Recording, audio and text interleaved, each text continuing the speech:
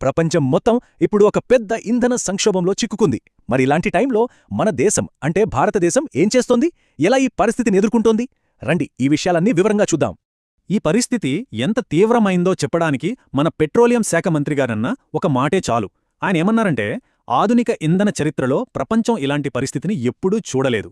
అంటే ఆలోచించండి, పరిస్థితి ఎంత సీరియస్గా ఉందో. అసలీ సంక్షోభానికంతటికీ మూలమేంటో తెలుసా? హార్మూజ్ జలసంధి. ఇది మామూలు రూట్ కాదండి. ప్రపంచంలో సప్లై అయ్యే ముడిచమురులో 20%, న్యాచురల్ గ్యాస్లో 20%, ఎల్పీజీలో 20%, అన్నిటినుంచే వళ్ళాలి.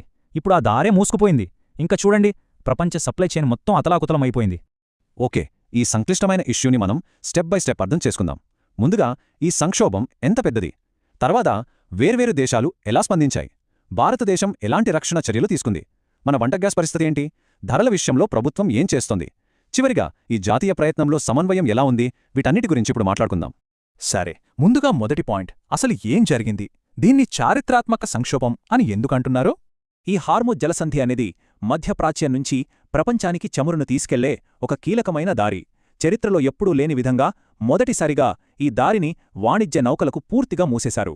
ఒక్క దారి మూసేస్తే ప్రపంచం ఎంతలా ఇబ్బంది పడుతుందో చూడండి. మన గ్లోబల్ ఎనర్జీ సప్లై చైన్స్ ఎంత బలహీనంగా ఉన్నాయో ఈ యొక్క సంఘటన మనకు కళ్లకు కట్టినట్టు చూపిస్తుంది. మరి ఇంత పెద్ద సంక్షోభం వచ్చినప్పుడు ప్రతి దేశం వాళ్ళ పద్ధతుల్లో స్పందించింది. ఇప్పుడు మనం భారతదేశం మరియు మన పొరుగు దేశాల మధ్య ఉన్న తేడా ఏంటో చూద్దాం. ఈ స్లైడ్ చూస్తే మనకు తేడా కొట్టొచ్చినట్టు కనిపిస్తుంది.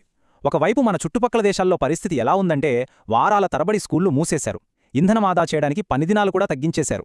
చరిత్రలో ఎప్పుడూ లేనంతగా పెట్రోల్ ధరలు పెరిగిపోయాయి. కానీ అదే సమయంలో భారతదేశంలో చూడండి, స్కూళ్లు నడుస్తున్నాయి, ఫ్యూయల్ ఆదా చేయాలని ఎలాంటి రూల్స్ పెట్టలేదు, మార్కెట్ షాక్ నుంచి ధరలను కాపాడారు, పెట్రోల్ డీజిల్కు ఎలాంటి కొరత లేదు. తేడా స్పష్టంగా ఉంది కదా.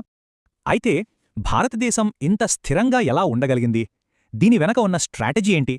అదే మన ఎనర్జీ షీల్డ్. అంటే సప్లై సోర్సులను పెంచుకోవడం, అత్యవసరమైన వాటికి ముందు ప్రాధాన్యత ఇవ్వడం. ఈ వ్యూహం ఎంత బాగా పనిచేసిందో చెప్పడానికి ఈ నంబర్ ఒక్కటి చాలు. 2006లో మనం కేవలం 27 దేశాల నుంచే క్రూడ్ ఆయిల్ కొనేవాళ్లం. కానీ ఇవాళ ఆ సంఖ్య ఏకంగా 40కి చేరింది. అంటే మనకు ఇప్పుడు చాలా ఆప్షన్స్ ఉన్నాయి. అదే మనల్ని ఇప్పుడు కాపాడుతోంది. సోర్సులు పెంచుకోవడం వల్ల ఇంకో పెద్ద ఉపయోగమేంటంటే, సమస్య వచ్చినా హార్మూజ్ రూట్ మీద మనం ఆధారపడటాన్ని చాలా వేగంగా తగ్గించుకోగలిగాం. చూడండి, ఈ సంక్షోభానికి ముందు ఇతర మార్గాల నుంచి మనకు 55% దిగుమతులొచ్చేవి. కాని ఇప్పుడు కేవలం కొద్ది రోజుల్లోనే దాన్ని 70%కి పెంచగలిగాం. ఇది చాలా పెద్ద విషయం.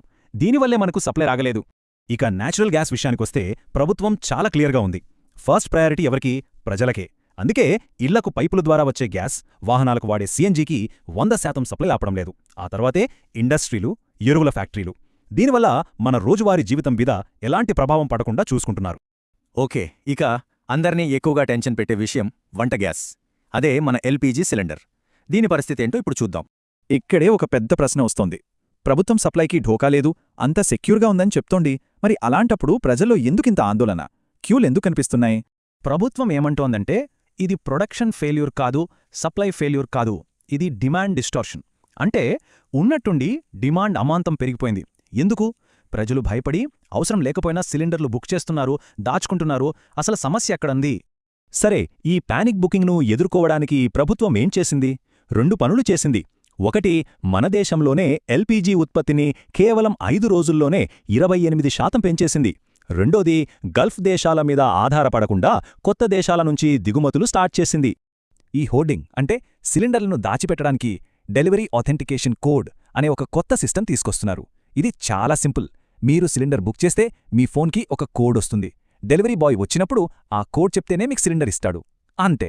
దీనివల్ల ఒకరి పేరు మీద ఉన్న సబ్సిడీ సిలిండర్ను ఇంకెవరో బ్లాక్ మార్కెట్లో అమ్ముకోవడం అనేది జరగదు.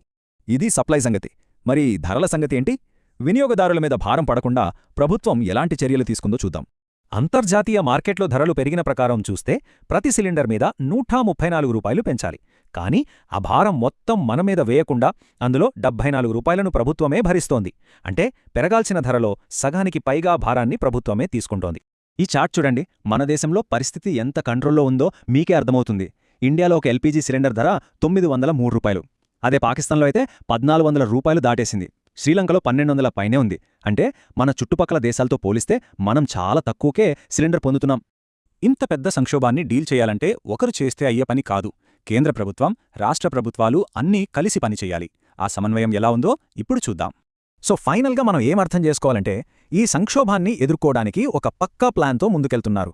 ముడి చమురు సప్లై ఆగకుండా చూసుకుంటున్నారు, ఇళ్లకు, రైతులకు గ్యాస్ ప్రయారిటీ ఇస్తున్నారు, దేశీయంగా ఎల్పీజీ ప్రొడక్షన్ పెంచేశారు, ధరల భారం ప్రజలపై పడకుండా చూస్తున్నారు, నల్లబజారును అరికడుతున్నారు. అన్నిటికన్నా ముఖ్యంగా కేంద్ర రాష్ట్ర ప్రభుత్వాలు కలిసికట్టుగా పనిచేస్తున్నాయి. ఈ సంక్షోభం మనకొక ముఖ్యమైన విషయాన్ని గుర్తుచేస్తోంది. అదే ఇంధన భద్రత. ప్రపంచంలో గొడవలు జరుగుతున్నప్పుడు, ఎనర్జీ మ్యాప్స్ మారిపోతున్నప్పుడు మనం ఒక ప్రశ్న వేసుకోవాలి. అసలు నిజమైన ఇంధన స్వాతంత్ర్యమంటే ఏంటి?